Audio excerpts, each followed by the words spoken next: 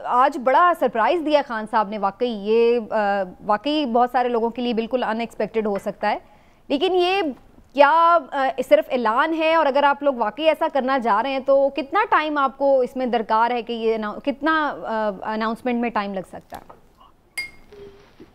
तो हो चुकी है, अब तो सिर्फ जो है वो हमने चीफ मिनिस्टर्स को बुला के पार्लियामेंट्री पार्टी की मीटिंग बुला के तो उसमें हमने ये अनाउंस करना है, जो इंशाल्लाह ताला इसी हफ्ते हो जाएगा। अच्छा। और आप ये देखिए कि इसके नतीजे में तकरीबन 650 के करीब नशिस्तें हैं। टोटल पाकिस्तान में 859 सीट्स के ऊपर इलेक्शन होते हैं। और पीटीआई जब नेशनल असम्बली और दोनों सूबों में अपनी, और फिर सिंध में 26 नशिस्तें हैं, बलूचिस्तान में 2 है, इनसे इस्तीफे देती है तो तकरीबन 650 सीटों के ऊपर इलेक्शन जो हैं वो होंगे। तो इंशाल्लाह ताला ये अब हम जनरल इलेक्शन की तरफ बढ़ेंगे। इसके अलावा ज़ाहिर है हुकूमत ने कोई और रास्ता नहीं छोड़ा। लेकिन चौधरी साहब, राना सनाउल्लाह साहब तो ये कह रहे हैं कि हम अदम एतमाद फौरन ही जमा करा देंगे और फिर जो वज़राए आला है वो असेंबली डिसॉल्व नहीं करेंगे।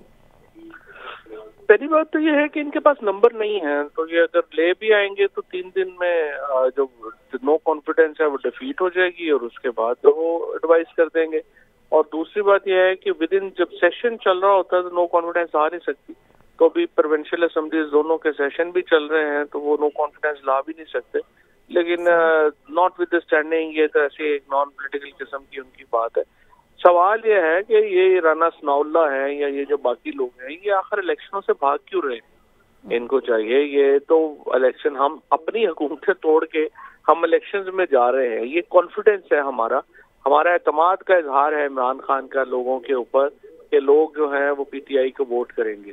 तो ये डर क्यों रहे हैं? अगर आए हम तो अपनी हुकूमतें खत्म करके इलेक्शन में जा रहे हैं। आ जाए मुकाबला। चौधरी साहब, ये दोनों सिर्फ हुकूमतें खत्म होंगी या आज़ाद कश्मीर और गिलगित बल्तिस्तान के लिए भी यही स्टेप लिया जाएगा? नहीं, आज़ाद कश्मीर और गिलगित बल्तिस्तान के लिए नहीं है, ये पाकिस्तान के जो सूबे हैं उनके लिए है, रीजन्स के लिए। ठीक। और चौधरी साहब ये भी फरमाइएगा कि मीनवाइल आपको लगता है कि ये जो एक हफ्ता है ये बेसिकली एक टाइम भी है टॉक्स के लिए भी, और इस सिलसिले में कोई राब्ते जो पीछे थोड़े बहुत चल रहे थे दोबारा से नेगोशिएट हो जाएं? अब नए लोग भी आ गए, एस्टैब्लिशमेंट भी नहीं है, नए सरबराह भी आ गए हैं, तो उनके लिए भी एक टाइम है कि वो अब दोबारा से आप लोगों को बुलाएं और टॉक कर सकें इसके ऊपर?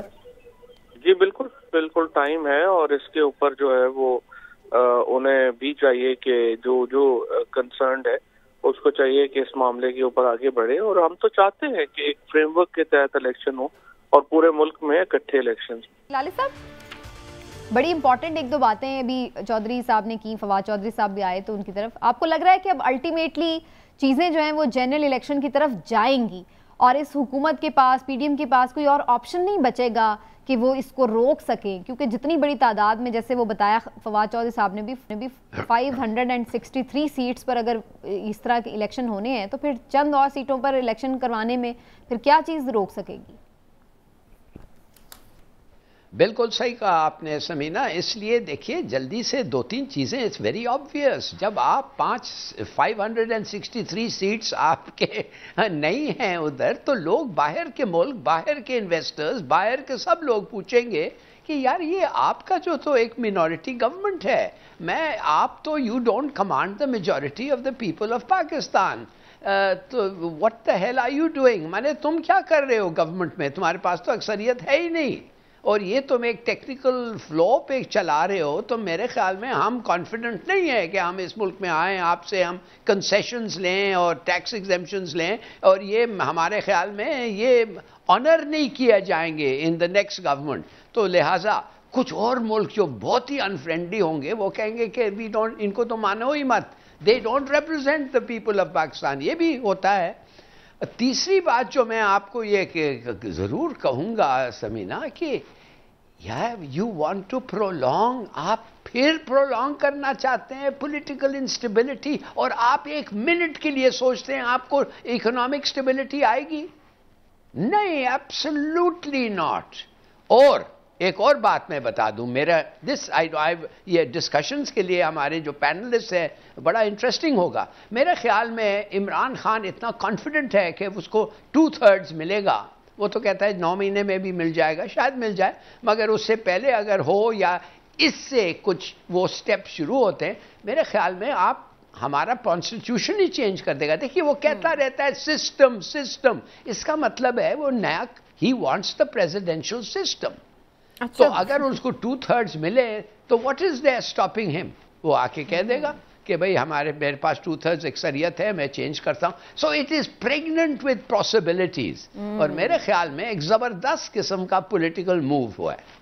ऑल राइट, ये तो बड़ा इंटरेस्टिंग पॉइंट है वाकई, क्या 2/3 मेजॉरिटी, क्योंकि इसके लिए तो हमें फिर कॉन्स्टिट्यूशन में भी अच्छी खासी अमेंडमेंट्स करनी पड़ेंगी अगर कोई पूरा प्रेसिडेंशियल सिस्टम ही नाफिज होता है। लेकिन खैर इस पर मैं आती हूँ, पहले मैं ज़रा चूँकि हुकूमत के ऑप्शंस की बात हो रही थी, चौधरी साहब ने भी बड़ा अच्छा पॉइंट उठाया, मैं ये सवाल करने भी वाली थी कि जो सेशन जब चल रहा होता है, और ये बड़ी इंटरेस्टिंग बात है, चौधरी परवेज़ इलाही साहब जब से वज़ीर आला बने उन्होंने सेशन ख़त्म ही नहीं किया है और थ्रू आउट सेशन चल रहा है, तो वो तो एकदम एतमाद ला ही नहीं सकते। तो ये तो फिर इस चीज़ को रोक नहीं सकते कि असेंबलीज डिसॉल्व ना हो अनटिल और अनलेस कि चौधरी परवेज़ इलाही साहब खुद जाके पीडीएम के साथ मिल लें।